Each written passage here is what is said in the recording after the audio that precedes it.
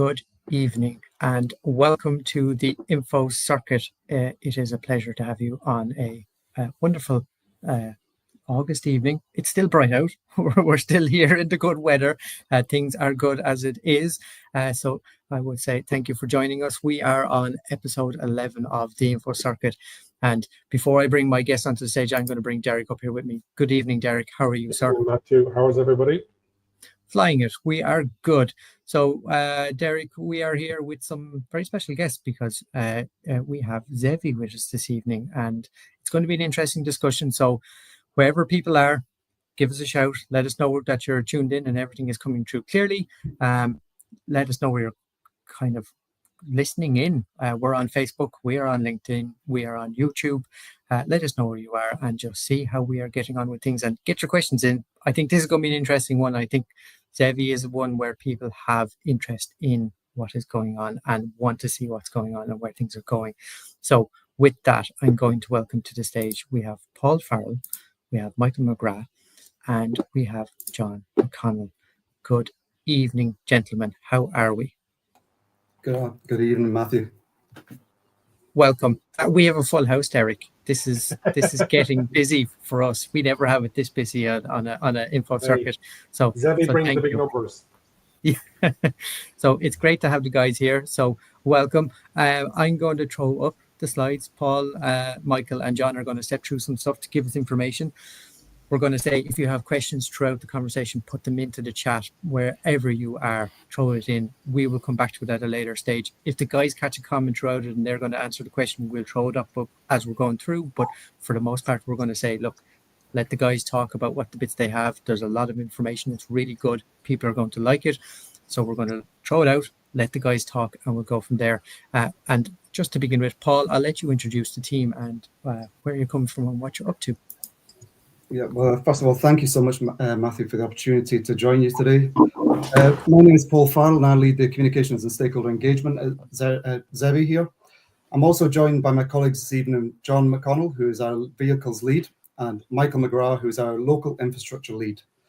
I know it's quite an open agenda, so what we've tried to do is pull together a few slides, which we hope will allow us to share an update on what's been happening in ZEVI, provide an outline of our plans for the rest of the year, and also, as you've highlighted there, answer any question that you may have around our work. So just move on to the next slide. For those of you that may not be aware of ZEVI and our work, we were officially established in early 2023 as a dedicated office within the Department of Transport.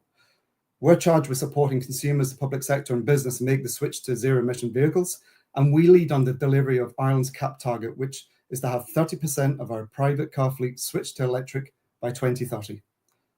To deliver on this, we work in partnership with stakeholders from across the public and private sector. These include ESBN, EirGrid, the CRU, the NTA, SEAI, TII, as well as energy suppliers, charge point and forecourt operators. In delivering on these targets, we have three main levers.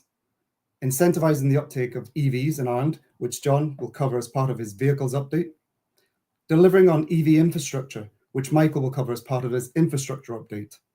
And then finally, communicating with citizens and industry stakeholders, which I'll cover at the end. We've kept the presentation short to really allow us to facilitate any questions you might have at the end. But again, I just wanted to say thank you for the opportunity and the invite, and I'll hand over to my colleague, John McConnell, who will provide a quick update in terms of the vehicle's perspective.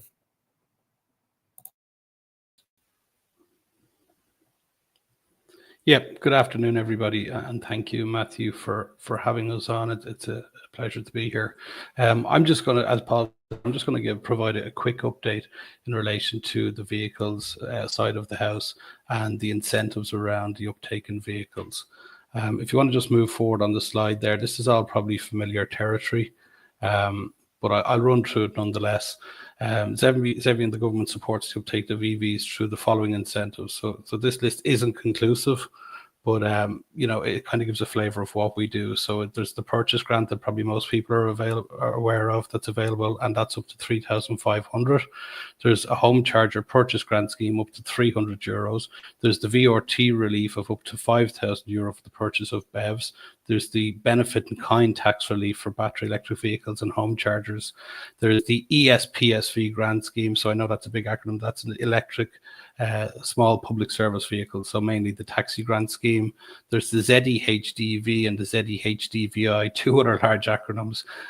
So feel free to jump in with any questions on these acronyms. So the ZEHDV is the Zero Emission Heavy Duty Vehicle Purchase Grant Scheme, which I'll speak further about later on in the presentation. And then there's the ZEHDVI, which is the infrastructure side of the Zero Emission Heavy Duty Vehicle Purchase Grant Scheme. There's the lower rate of annual motor tax. There's a fleet assessment scheme that probably very few people maybe are aware of, and that's open now, and I'll speak further about that later as well. And then there's the EV Fleet Dealership Award as well, where we kind of give recognition to the dealers who are doing it best and applying the best practices. If you want to move on then to the next slide, this is very much a overview of the SEAI Electric Vehicles Grant program. Okay, so this is a screenshot up to the end of July 2025. We have a 61 million budget allocated to grant aiding of these vehicles. So far we have paid out 36.45 million. There are 14,000 eligible registrations for the grant, and we've already received applications for 14,790 vehicles. We've paid out 10,240 applications. So as you can see there to the right hand side of that column, we're up 40% on last year. Okay, so it's a major increase, and it's something that we're really proud of. So the grant scheme is going in the right direction, and we are actually spending money. We had a really good year in 2023. 2024 wasn't as good a year, but it's nice to say that 2025 is up 40% on applications and 30% on what we've paid out already. I know it's really small there. Well, it's really small on my screen, but if we look at the year-to-date top brands on the applications that are paid out already, we have Kia, Tesla, Hyundai, Volkswagen. And then the top brands on eligible vehicles, Hyundai, Kia, Volkswagen, Tesla again.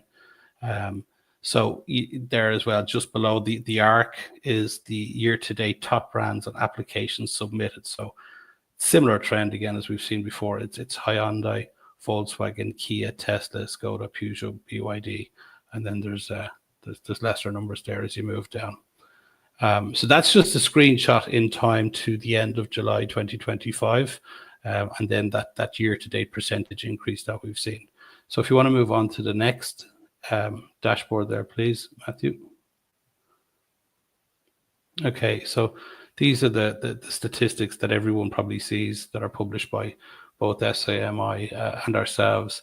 If we look to the left-hand side, we can see the total number of electric vehicles that are registered, including battery electric and plug-in hybrid. These are vehicles that are under taxation with the MVDF. Is 186,634. You can see the split out there of private cars and then the total, and literally the difference between the private cars and the total would be the LDV market and the commercial vehicles.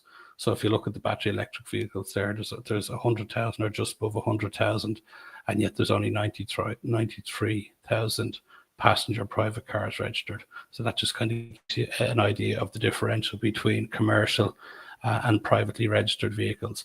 You'll see in brackets there as well that they're all up over 3,000. So that's based on last year, which is great to see.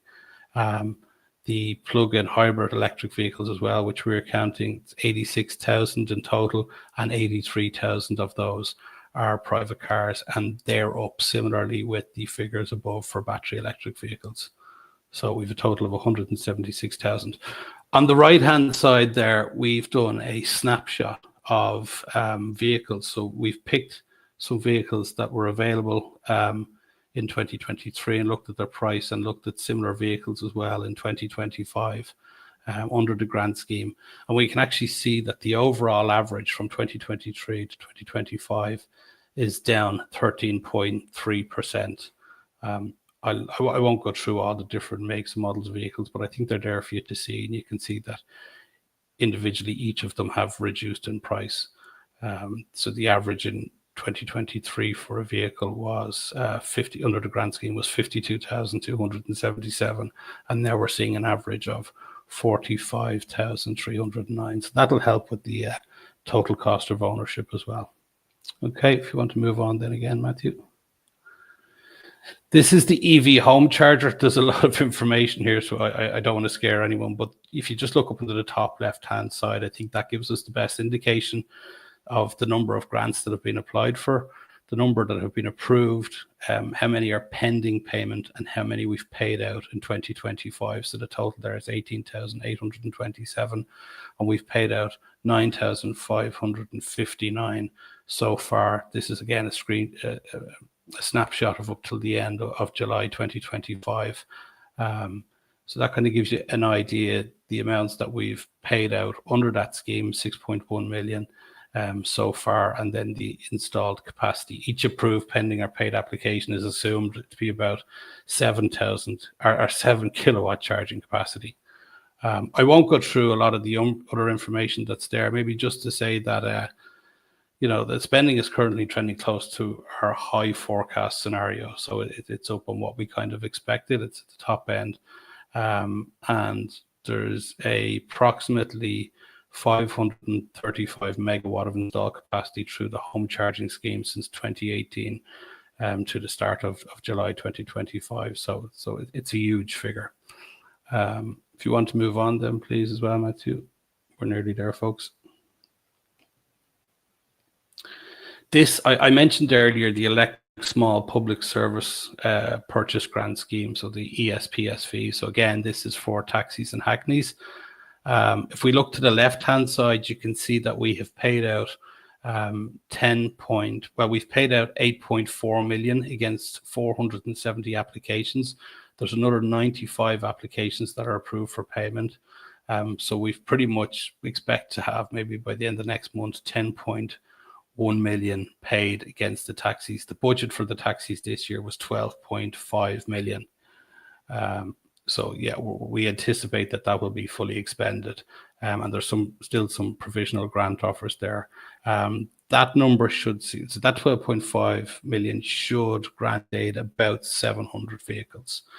That's what's expected. These are stats that have been provided to us by the National Transport Authority. And if you look at the top left-hand side there, you'll see the total number at the bottom is 20,894. So that's the total number of vehicles under taxi license in the NTA. And if you look further down, I think it's the fourth row, 14.46 of that fleet is now fully electric. 2.19% is petrol. Plug-in hybrid still very, very small. Petrol electric is quite high at 26.8%, and diesel is still the highest at 54.53%. So we're chipping away at the diesel vehicles slowly, but we in the department are happy with the 14.4% electric vehicles in the taxi fleet, remembering that these vehicles are high mileage vehicles, and it gives opportunities to passengers alike as well to sit in and experience and speak to the drivers of their experience of electric vehicles. So it pays a huge dividend. Just below that as well as the table below that is one of the stats that we've asked from them recently, and it just shows that the Toyota Prius is still the highest registered taxi vehicle. The Corolla second, Toyota Camry third. I know that says BEV beside it. I think that's a misprint on their behalf. The ID4 then is the vehicle that's most popularly registered as a taxi at 525 units in their fleet. And then you'll see the other BEV vehicles below that, the MG, the Toyota BX, 4X, or the BZ4X, the Kia Niro. I think that's also a typo, as it's down as a HEV. The Toyota RAV4, that's also another error. And then the BYD Atto. So it just kind of gives us a flavor that the Toyota Prius is still that petrol electric vehicle is still the kind of the mainstay of the taxi fleet. So if you want to just move on maybe to the next slide there, please, Matthew. Okay, there's a lot of information here and the text isn't brilliantly big, but I also think it's the last slide. So if you just bear with me for a couple of minutes. I'll go through it. So this is the focus, I think, of ZEVI at the moment. Is that a lot of our schemes are up and running, and we're just trying to progress the zero emission heavy duty vehicle transition. From 2021, we've allocated 17 million, but we've only seen a drawdown of 4.6 million on the heavy duty vehicles. Then recently, in the last couple of months, what we've done is we've set up the zero emission heavy duty vehicle infrastructure grant scheme. So you'll see the I in brackets that denotes the infrastructure side of the scheme. And we've allocated 1 million to that this year. We allocated 2.5 million to the purchase grant and 1 million to the purchase grant for infrastructure. So in total, we've allocated 3.5 million to the zero emission heavy duty vehicle scheme this year. Uptake on the infrastructure side is 495,000, so nearly 500,000. Feel free to ask questions, and I'll answer them as best I can later. But the zero emission heavy duty vehicle purchase grant scheme allows companies under the GBER state aid a differential of the petrol or diesel versus electric or zero emission comparison. And that's done under a percentage. So the smaller companies can get a greater amount, up to 50% of that percentage price, and then the larger companies, and it's based on revenue and turnover, can get about 20-30%. The infrastructure side as well then, so that allows, so under GBER, each company is entitled to 500,000 under the purchase grant scheme for the vehicles. Once they've gone past that amount of aid, then that they're locked out of further aid under GBER. And the ZEHDVI then has a separate allocation of 300,000 euros. So ZEHDVI is to assist with the infrastructure side. It's very inclusive. It helps with civils. It helps with the planning costs, the installation, any software, anything like that as well. So they can get up to 300,000 of a grant aid towards that. The beauty of that as well is you don't need to own a vehicle. You don't need a fleet of vehicles. The one caveat there under ZEHDVI is that you need to make it publicly accessible. So if you do avail of the grant aid, you need to make that charger publicly available. Below that then is just kind of a quick flavor of the vehicles that we've seen apply to the grant aid. So this is more side on the purchase of the vehicles. So 112 HDV vehicles have been grant aided already. You'll see there like the 33%, the category of number 33 is an EV truck between 16 ton and 19 ton. So it's kind of the lower end when you think the higher capacity goes up to the 46 ton. The main models that we're seeing coming through are the Renault 23 units, the Volvo 31 units, and then we're seeing trucks, buses as well, the Higer buses, and some of the Mercedes were buses as well. The locations that we've granted under the ZEHDVI, it's nice to say that they're the regional locations. It's Clonmel, Cork, Athlone, Farranfore, Anacotty, Ballinrobe, Waterford, Kilkenny, Roscommon and Sligo. Then I mentioned earlier, so moving away from the zero emission heavy duty vehicle purchase grants, I mentioned earlier the fleet assessment scheme. So the fleet assessment scheme is something that's been launched and funded by ourselves, and it's being administered by the SCAI, and it provides the opportunity to businesses. So any fleet, any business that has a fleet of 5 vehicles or greater is entitled to a detailed review of their existing fleet by a professional consultant and an expert, and including, it'll look at all the mileage, fuel consumption. The one requirement is that they get access to your telematics system, and they'll identify routes and the vehicles, and essentially where we're trying to get is we're trying to look at what routes can be undertaken in a zero emission vehicle or an electric vehicle. That'll also include their tailored, so best advice on their EV charging plan to support their transition, guidance on the type and the scale of charging infrastructure that's required. This support, it's open to all businesses, as I said, irrespective of what industry they're in. It offers up to 4,000, which we think covers. We're happy that it's pretty much covers the cost of the consultancy.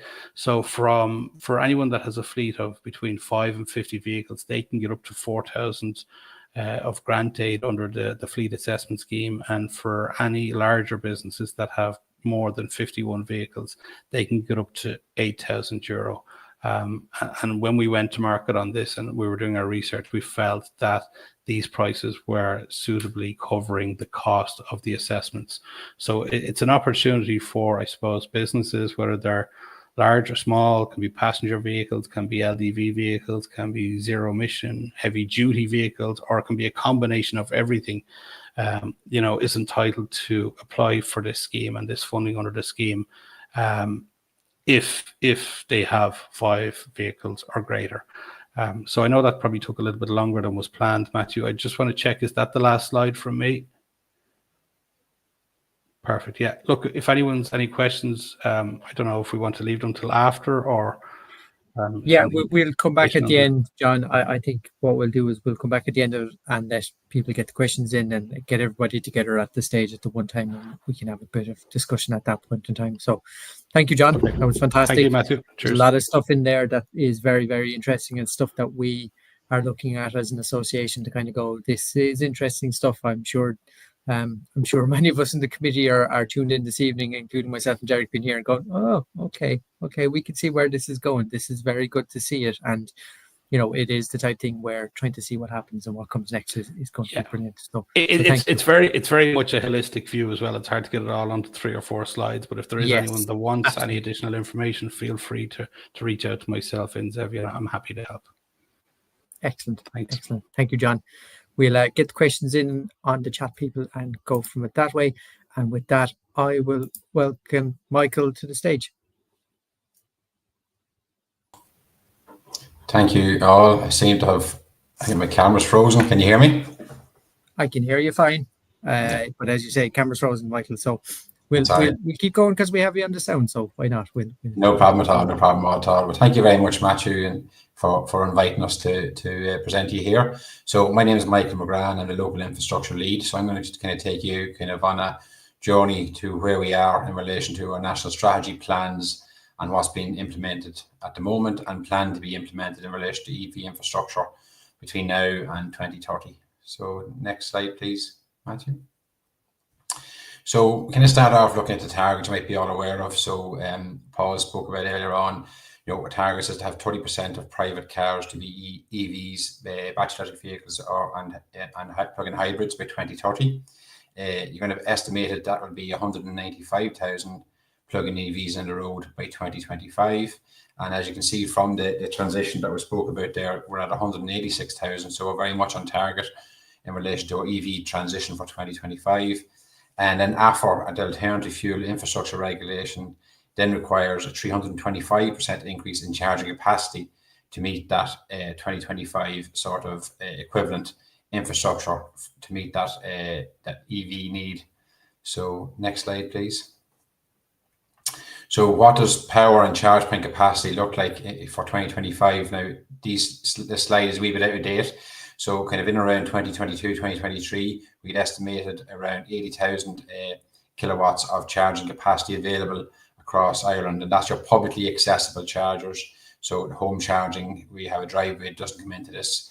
And that needs to be increased to 214,000 kilowatts by 2025, the year in now, which equates to a charge point increase from a baseline estimate of around 2,100 to somewhere between 3,200 and 6,200 chargers nationally, and that's depending on need. And you might say there's a big kind of difference between 3,000 and 6,000 chargers. Well, that will depend on the identified user need and the charger that's installed. So, for example, as you're aware, if you're along a national road or on a motorway, or you're at a destination where you require a quick top up, you might have one 100 kilowatt charger.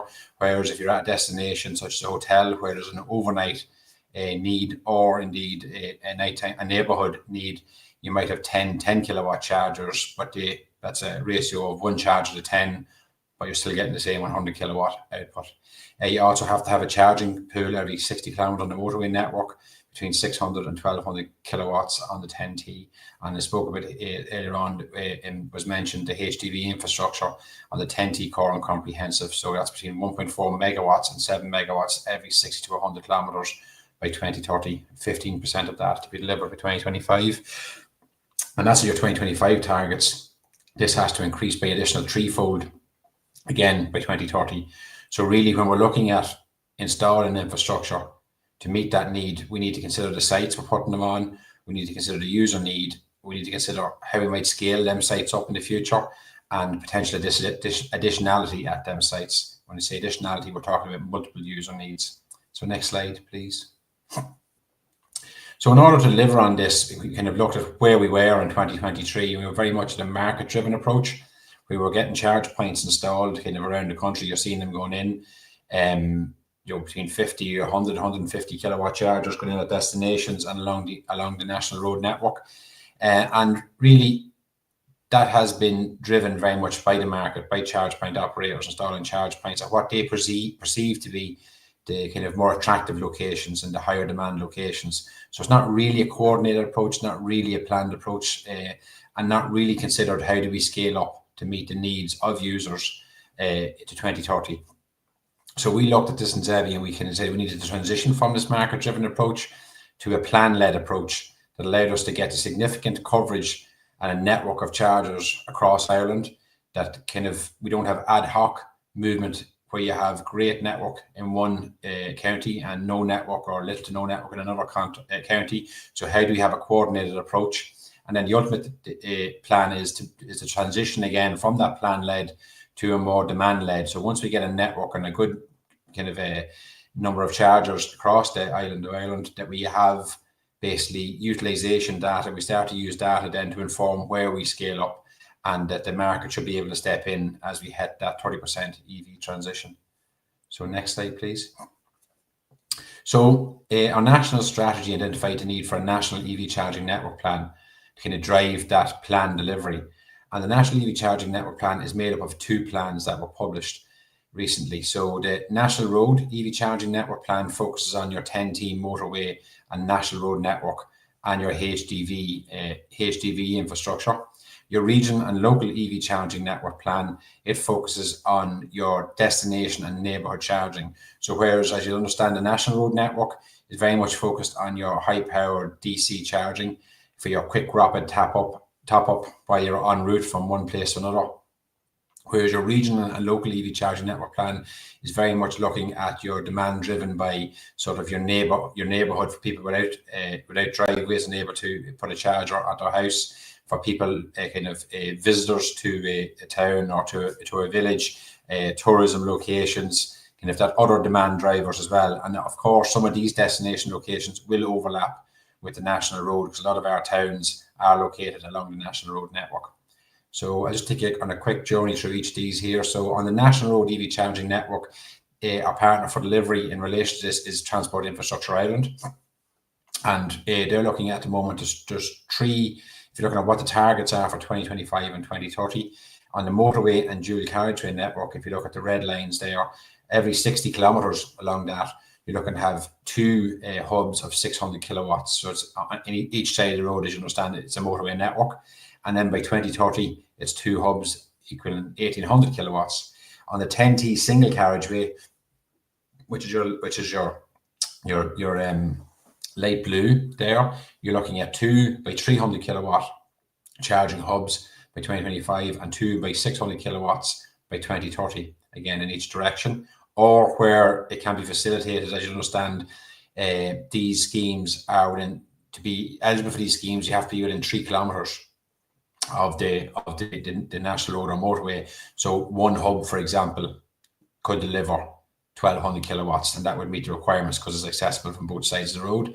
And then where we have gone above and beyond the AFA requirement is the primary and secondary roads, the non-T. We're looking at putting in for 2025 100 kilowatt chargers every 30 kilometres and 300 kilowatts by 2030. So you go on to the next slide, please. So all of these schemes have been advertised. 2 of these schemes have been awarded. So the first scheme was the motorway scheme, which was LDV1. So a total of 131 high-powered charging points will be installed across 17 recharging pools, and that will provide an additional 24,000 kilowatts of recharging capacity along that network and towards our national AFR targets. So again, these are the likes of all of these are your filling state, are your kind of your Apple Greens, your Circle K's along the motorway network. Next slide, please.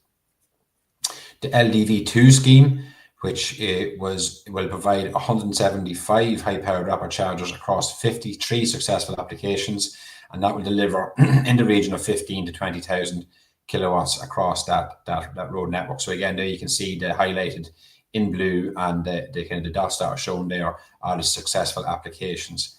And LDV3 scheme, which is the one we said was going above and beyond, which is 100 kilowatts of charge capacity every 30 kilometers.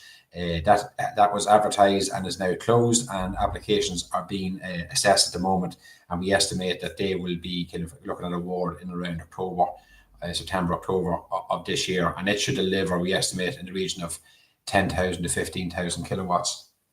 And interesting enough, when you look at the first two schemes, LDV1, you're okay, you can move on to the next one if you want, Matthew. LDV1 was very much, we say, in your standard kind of traditional service station along the motorway. LDV2 was a mix of I think one scheme, sorry, LDV1 was a hotel. LDV2 was then you're starting to see a mix of your kind of your hotels and service stations, and kind of we would anticipate LDV3 will then become a mix of hotels, service stations, and shops. Sorry, there's a number of shops in LDV2 as well. So a lot of these chargers, when they're installed, we'd imagine some of them will double up as that sort of destination charger as well as your en route quick top up. So if you go on to the next slide, please. So when we look at the regional and local EV charging network plan, which is the second part of the national charging plan, we look at what are the objectives of this plan. So we're looking at now installing charging infrastructure to meet the needs of kind of your neighborhood and destination in big towns, rural towns, villages. How do we meet that? And it's kind of more complex, I would say, in some ways than the national road one, in that some of these would not be as considered as commercially viable for the charge point operators. So when we were developing this plan, we kind of set out the objectives. We wanted to support the delivery of a well-defined local and regional plans for a resilient, self-sustaining, future-proof network that minimizes public funding and meets user needs. And kind of one of the key things here when we're putting out infrastructure, it must be resilient and self-sustaining. It's not just a matter of putting in a charger and leaving it there. There's costs associated with that charger. It needs at some point to make a profit as well to make it to be self-sustaining. So it's very much you have to consider how we install these chargers and at what stage we install these chargers along that kind of EV transition point. We're looking to work in partnership with key stakeholders to support a coordinated and accelerated expansion of destination and neighbourhood charging. Because again, we have to work with the CPOs, we have to work with other public bodies as well, local authorities, OPW, who have a lot of these sites, and also private sector, hotels and your retail parks as well. So it's kind of a coordinated approach.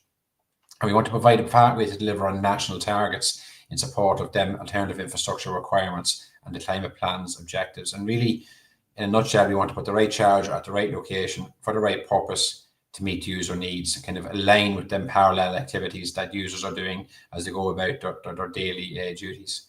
So next slide, please. So we used the kind of EV transition to 30% of EVs by 2030. We then engaged with local authorities and kind of agreed a regional setup whereby there was regional lead local authorities. So you can see kind of in the green there, from Donegal down as far as Clare, that is one region with Donegal as the lead local authority, for example, on that region. I know the figures are quite small here, but you can see these if you go into the ZEVI website and look at the regional and local plan. We've allocated AFR targets to each local authority that they have to consider in delivery and to meet these. So these are the AFR targets. So they would look at the baseline of what's existing, identify what maybe projects have been delivered, LDV 1, 2, or 3. Look at the actual other projects that might be going on by other private charge point operators, engage with them as stakeholders, and then identify a gap to target and try and install EV infrastructure to meet that user need and deliver on our requirements. So next slide, please. So in supporting local authorities, we're supporting them with staff and financial support. So we were aware that local authorities are quite busy at the moment with a number of other stuff to do, like social housing, urban regeneration projects. So we have directly resourced ZEVI staff in each local authority to look at developing EV infrastructure strategies, implementation plans, and managing delivery of EV infrastructure while engaging with the key stakeholders across different sectors to ensure that there's a coordinated approach to delivery of this infrastructure. We're providing technical assistance and expertise. So again, providing guidance documents to local authorities, because although a lot of the local authorities have staff who have really transferable skills in relation to delivery of projects and infrastructure, they may not have that full understanding of the EV sector. So again, having that assistance and training for them, and developing clear and transparent standards and guidelines, such as your universal design guidelines. We're looking at site selection guidelines we're going to have delivered, and those procurement guidelines so far developed and given to local authorities in relation to the objectives and outputs that they should have for their strategies. So next slide, please. So just to give you kind of a snapshot of what it takes to kind of develop a scheme. So when you're looking at really the regional and local plan and that kind of what's going to be delivered to meet our AFR targets, we wanted to have a planned approach, and in order to have a planned approach, we have to develop strategies. So each local authority at the moment is currently developing the EV infrastructure strategies. They're looking at the outputs and objectives we want from them strategies. They're looking at existing baseline infrastructure. They're looking at what's planned infrastructure has been done.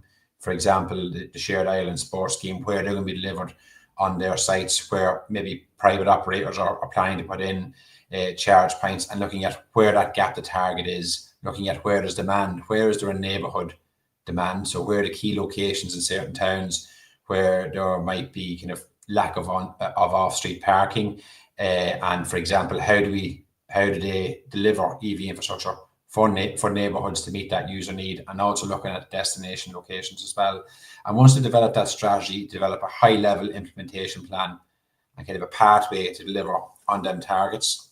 And then local authorities will then look at infrastructure planning, phase delivery of this infrastructure, because you have to consider, as I said earlier on, the business modelling and partnering approach. So very much as we looked at internationally, concession models are used internationally where you partner with a charge point operator. You can then leverage private sector funding and experience, while also ensuring you kind of have KPIs included in these contracts to have a certain oversight in how these charge points are operated and the service delivery associated with them. So once they've done that, they move to procurement. They'll procure a charge point operator. Hopefully, they'll bundle some high demand, kind of attractive sites with some of them kind of lower demand, more rural, remote areas. We're looking also at seasonal variance. So, for example, when you go along the wide Atlantic Way, there's some locations that during off-peak season mightn't be very busy at all, but there's a huge influx of tourists and visitors at certain times of the year. You're thinking about the Ring of Kerry, where the population can explode during the summer again.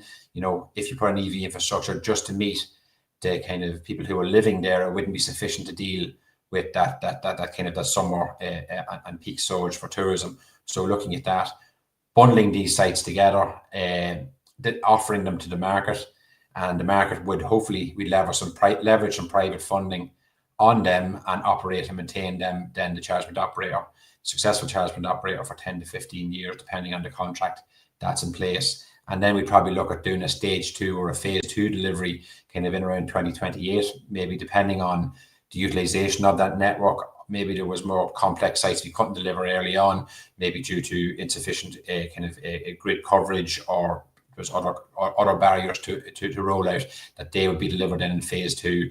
And we're always kind of watching that EV transition and trying to just stay ahead. The kind of objective is to just be ahead of demand with our infrastructure. We can't go too far ahead, or it won't be financially viable. So it's that key kind of balancing act, getting enough infrastructure in there so that people have enough to charge the vehicles conveniently and safely, but also not getting too far ahead of demand such that we can affect the market and cause problems. So the next slide. So it spoke about the objectives. So each local authority has defined objectives, so we get that coordinated approach across Ireland. So kind of the focus was, look, we needed to align with other national and local plans. We had to deliver a public EV charging strategy. We have to deliver on national targets. We need to leverage the private sector from both private sector funding, which a lot of charge point operators have at the moment, and also through their expertise, and deliver high-level implementation plans, identify the environmental benefits. So when you look at objectives 2 and 3, which is really the core element of the strategies, they had to have certain outputs, they had to identify the current EV charging locations, have a demand-based modelling of EV infrastructure based on 4 different scenarios. You know, there was a kind of meeting or 30% underachieving, overachieving, and then that sort of seasonal variance. Identify the priority areas most suited to neighbourhood charging, identify deployment for destination charging, and identify areas that meet multiple user needs. And that's a key element, I think, in our phase 1 rollout. If we're looking to roll out a network of charging, we're looking to identify sites that serve a destination need, be it a town centre, that will serve a neighbourhood need. For example, there's apartments in that town centre, and an en route need. For example, there you have your road, your national road going close by. That way we can cross subsidize these sites. We can kind of put in infrastructure that kind of is most beneficial to the majority in the early rollout. And also we look then in output 6 to identify gaps in demand in the network. So linking in, where is there gaps? So you look at the LDV3 scheme when it goes live, there may be gaps in that. Can we look at how we fill them gaps through the local authority delivery? And I spoke about the other ones then, leveraging the private sector. So just to give you kind of a kind of an overview of some of the grants we're currently running and the EV pilots that we're doing with local authorities. So the Shared Island Sports Scheme, there was 292 applications. It's across the whole island of Ireland, and there was 227 eligible sports clubs, 48 up north and 179 in Ireland, in the Republic of Ireland. So at the moment, the successful sports clubs have been named, and they can enter into contract with a charge point operator to deliver EV infrastructure on these sites. And we believe that this scheme would be very, very relevant for all sites, but particularly for rural areas. Be interesting to see where you may have a small neighbourhood need. For example, I was in a rural town recently, and unusually enough, there was a number of houses, not unusually enough, actually enough, a lot of houses that didn't have off-street parking in this kind of rural town, and didn't even have adjacent parking available to them. So they would need some sort of a community charger. So can the sports clubs facilitate that community need for charging? Can you go to the next slide, please? So we went out to local authorities this year, and we asked them, just while they were developing their strategies, in order to build kind of an understanding of how to deliver EV infrastructure, while also delivering on sites where we believe kind of will be typical of what will be rolled out across local authorities at scale in the next few years to deliver on that through concession contracts. We asked for innovative solutions, so renewable battery backup behind the meter solutions. That kind of is looking at where we may have issues with grid connection. How can we overcome that? Because one of the key things we're saying as we develop strategy and implementation plans is the availability of a grid connection should be the last consideration. What we want to look at the optimum solution for users first and try and meet that solution. And one of the options might be where there is grid issues, battery backup, or behind the meter solutions where there's available capacity at an adjacent building. We're looking at ones that meet user needs and flexible payments. So one thing we're looking at is where you have a rapid charger along a destination and a national road. Can we use that high demand, perceived profitable charger to also sweat that connection, and you put in some AC nighttime charging focused and only for the people who don't have a driveway at discounted nighttime rates? So we let the market, for example, charge kind of your between your 50, 70, 80 cent a kilowatt hour, whatever they seem to be the market rates for the rapid charger, for the convenient top up for people who generally have home chargers. But then you're able to cross subsidize the nighttime neighborhood charging with discounted rates. We're looking at agreement on third party land. So for example, some of the optimum sites that local authorities may deliver on may not be owned by them. There may be other public sector bodies, or there may be private property. We're looking at neighbourhood pilot in a housing village, a seasonal variance, and a pilot that potentially includes a canopy and shelter. So I'll just give you a quick run through some of the pilots that are being delivered. So Galway City Council has delivered this pilot. It was recently launched. So at this location in Galway City, there was an existing boxing club. that had a 50 kilowatt connection that was not really utilized during the day. It was utilized for a couple of hours at night. So a lot of spare capacity sitting there and not being used. So we took this opportunity as well, where there was a mobility hub being installed as well. So there's a mobility hub being installed. It's going to have a new connection. So we said there was no need to be having two separate connections, that we'd use the one connection for the EV infrastructure and the mobility hub. We identified the user needs for our mobility hub, which it's not far from a national road, so it could be for a quick top up. It's definitely an optimum destination location with hospitals and close by, town centre location, and there was a church beside it, the boxing club, library, all of that sort of kind of optimum locations. And there was also a significant neighbourhood need without people without driveways. So we utilised the behind the meter solution. We put 50 kilowatts of solar panels on the roof, and we put in 150 kilowatts of battery backup as well. So that allows us to store renewable energy during the day and feed the rapid charger as well. We also have put in, as you can, and the rapid charger is fully universally designed to 2 green spaces identified. But in the light grey spaces, they're what we call neighbourhood charging. So on a 150 kilowatt connection, we put in 122 kilowatt double charger there initially for nighttime neighbourhood charging. And the process will be that people who don't have driveways will apply to the local authority. They'll demonstrate that they don't have a driveway, and they will get access to this kind of nighttime neighbourhood only off-peak charging. Them spaces can be used for parking during the day, the light grey areas, but from 6 p.m. to 8 a.m. they're EV only for nighttime neighbourhood charging. And the beauty of this is, as the demand for them nighttime neighbourhood charging increases, for example, if them spaces are being utilised, we can increase. So on that same 150 connection, we could potentially put in 15 chargers that could service, even if you allowed for 14 to 15 houses per charger, you could service between 150 and 200 units at this hub eventually by just building out the network as the need develops. And that helps the business model of the slow AC charging, where you can't get that turnaround in the vehicle and meet that utilization. So this is a very kind of effective pilot that could be run out at a lot of local authorities where they have spare capacity or behind the meter solution, have the opportunity to use renewable energy and provide that rapid charging and nighttime AC solution. So the next slide, please. Here's the Carlow one that's been done at the moment. So they extend their car park here in the red line. So we wanted again to look at opportunities to provide for rapid charging because it was close to the national road network. It's a town centre location. There's people visiting the council. There's people visiting the town that need a quick top up as well. So we're putting in 2, I think it's 150 kilowatt rapid double chargers here. So that's that green, fully universally designed space, as you see. And then in the car parks to your right there, we're putting in 10 kilowatt chargers for your nighttime neighbourhood solution, or we're using this park here last during the day. So people who are attending work in the area can use these for slow charging if needed. There's 2 gated systems. So the blue line you see just kind of at the bottom of that last universal design rapid space, at night time, that facility that allows the local authority to close off access to the main building and area, but them rapid chargers are open 24/7.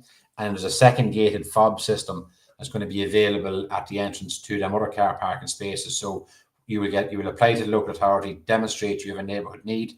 They will give you fobbed access so you can park your car securely and safely overnight, and there will be offset discounted rates for the nighttime neighbourhood charging. We're kind of gearing it between 20 and 30 cents per kilowatt hour to see if we can cross subsidise the rapid charging to give discounted nighttime neighbourhood need. So the next one, please. So the next example is Roscommon County Council. So again, they identified spare capacity in their existing RS building. They have the local authority building there. They have the Garda station close by the courthouse and a good town centre location. So they fulfill workplace charging, destination charging, en route charging, and nighttime neighbourhood needs as well. So as you can see, the full universal design spaces you have there, so you have one 150 kilowatt rapid charger going in there. There's 3 22s. And them 2 spaces on your left-hand side there, you see, that aren't universally designed. They will be for nighttime neighbourhood only. So again, park here last. all the spaces that are ACE will be available for nighttime neighbourhood, I should say, but they're additional nighttime neighbourhood spaces. And again, on that 150 connection, as demand for nighttime neighbourhood increases, we can increase very easily the charging offering at this location without the need for a new connection. So I think that's the last slide there. Oh, sorry, just in relation to the EV infrastructure strategy, we're at the last year, it was 2022, I think to 2025. So we're currently updating that for the period 2026 to 2028. So we're focusing on EV charging infrastructure, building on the progress made, a lot of the lessons that we've learned kind of both internationally and nationally, and looking at kind of customer and stakeholder led.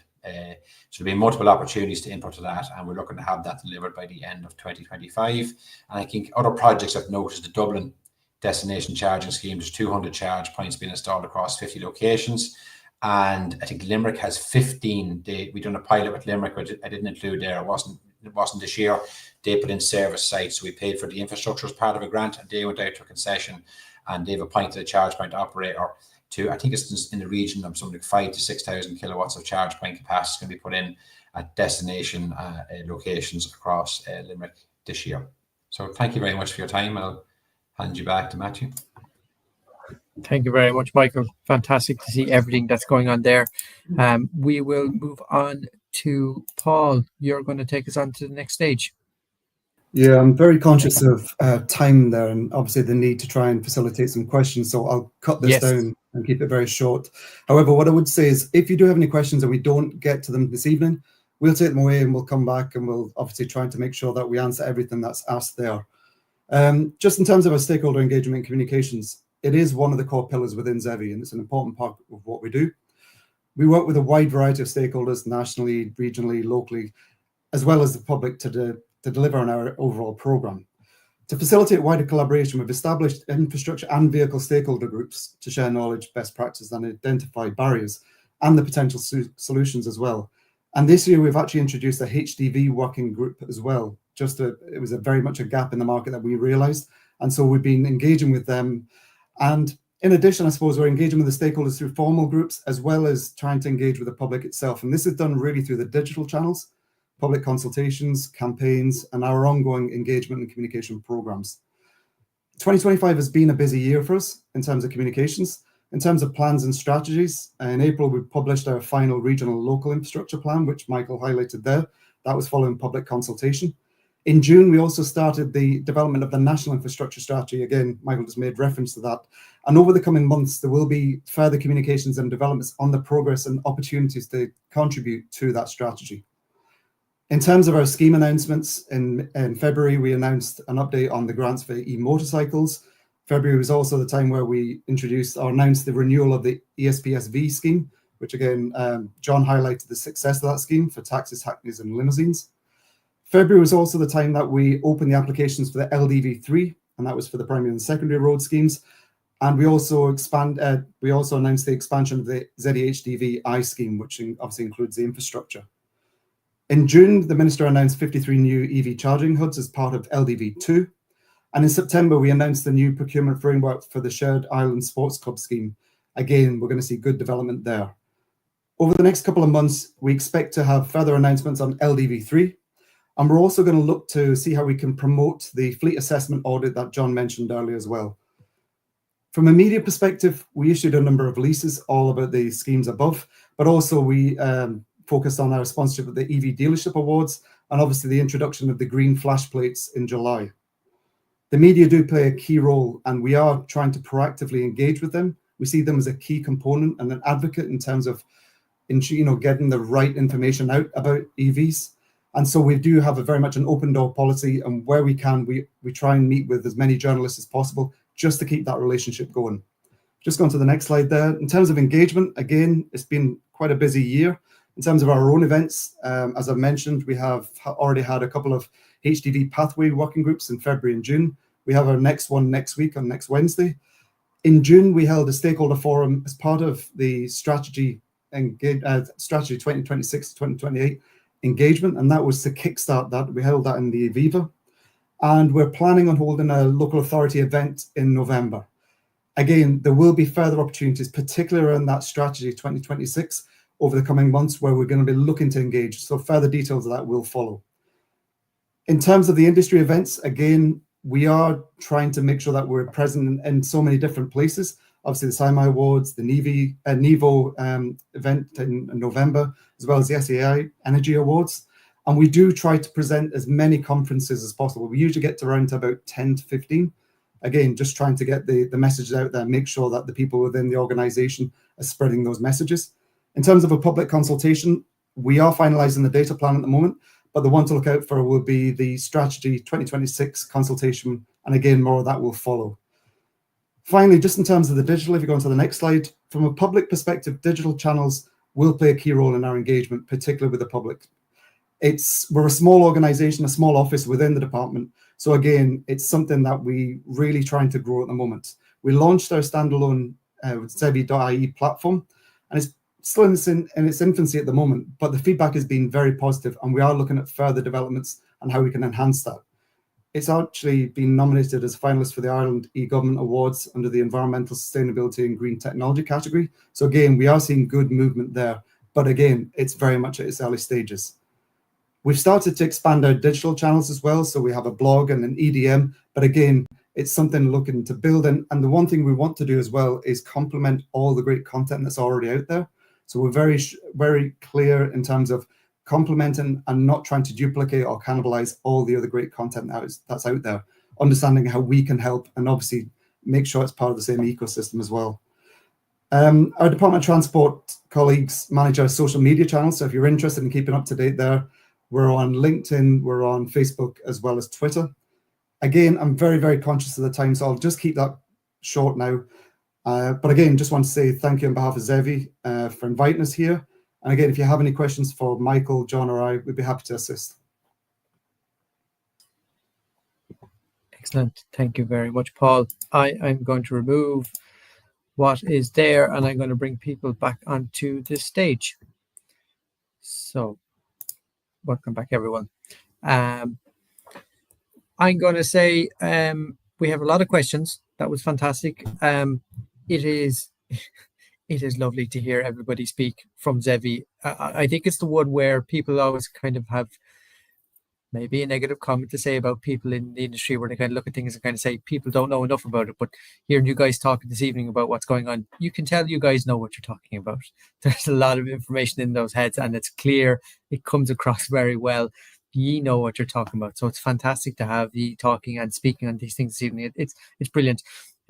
So thank you very much. We're going to jump into the questions. We got a good few. So we'll try to get through them quick fire. We won't dwell on them too much, and huge answers is the way I'm going to put it. So we'll try and get to all of them that we had here this evening. So Carl had put up, hi guys, is ZEVI able to provide an update on the status of EV salary sacrifice schemes being launched in the Republic of Ireland? So question on that is, what is happening there? Yeah, this probably falls to me, Matthew.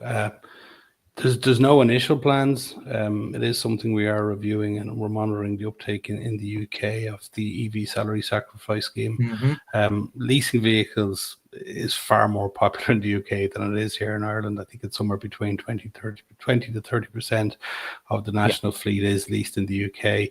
So the salary sacrifice really does work well in that environment, and that's something that we are monitoring. Just to say that we do have our own incentives here, and I mentioned them earlier. It's the BIK tapering and that separate VRT relief as well of a maximum of €5,000. So we're finding that's working really well, and the lease companies are happy from that perspective that it is being incentivized, and we are seeing a huge uptake in EVs in the leased kind of company car environment. Excellent. I'm going to throw up two pieces here quickly from Gain Trojan, put them together. So what is the long-term plan? We're seeing a lot of good incentives. Do we have a central location for those the interest can read up on the plan? And then you kind of got to it then, Michael, where you know there was a move to a planned approach. There should be no black spots with this where there is little support. So I suppose the thing is, I would say first thing is where the plan is, it's on your website, but it's also the likes of the strategy and what's going on there. So I would say that's where you're going to ZEVI.ie and seeing what's going on in that side of things to kind of get the information out of that. So I'm going to go, I touch that one, and then I'll come to this one from Game Trojan, so I'll throw it back out to you. In addition to the charge points, is there any plan for facilities around those sites?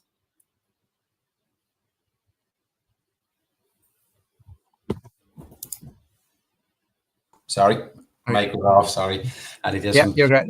When you look at the National Road EV Charging Network Plan, you're looking at your site. So very much a part of that award was at sites where there are facilities. So you're looking at your petrol stations on the motorway network. You're looking at shops, kind of your retail outlets. You're looking at hotels, so adjacent facilities beside them. When we're looking at our destination locations and our neighbourhood locations, we will definitely be looking at, when we're looking at site selection, we're not looking to develop greenfield sites. We're looking at existing sites and putting charge points at existing sites. So, for example, if you look at the pilot examples we had there were town centre locations. You'll be able to go to a coffee shop. There may not be dedicated toilets associated with that charge point, but there will be accessible within that charge point. We're looking at safety. Is there passive surveillance? Is it well lit? Would you feel safe going there at different times of night? So they're all considerations in your site selection. Excellent. Carl then was asking, are ports included in the rollout of charging infrastructure? Good question. Yeah, so if you look at the National Road EV Charging Network Plan, that looks at HDVs. So there are certain hubs that have to be delivered, and ports are included in that hub delivery. Okay, excellent. Gamer Trojan again, is there a cross-border consultation or cooperation at this time to avoid duplication or lack of support? Like shared Ireland scheme is there, but I suppose, is there more again than that? At the moment we would have kind of meetings with our counterparts in the north. So, for example, looking at shared learnings. For example, they're looking at that cross pavement solution. They're doing it different to what we're looking at. We made a representation in relation to private wires public consultation to allow that kind of a channel or a care, which is not currently allowed, but will be coming in time, which is going to be huge in relation to kind of reducing that need for public neighbourhood charging, where you'll be able to use your home charge or where you have adjacent parking. So again, we do engage with them. We have met with them. We've gone up to see what they're doing in relation to their plan. Their plan at the moment is a bit different to ours.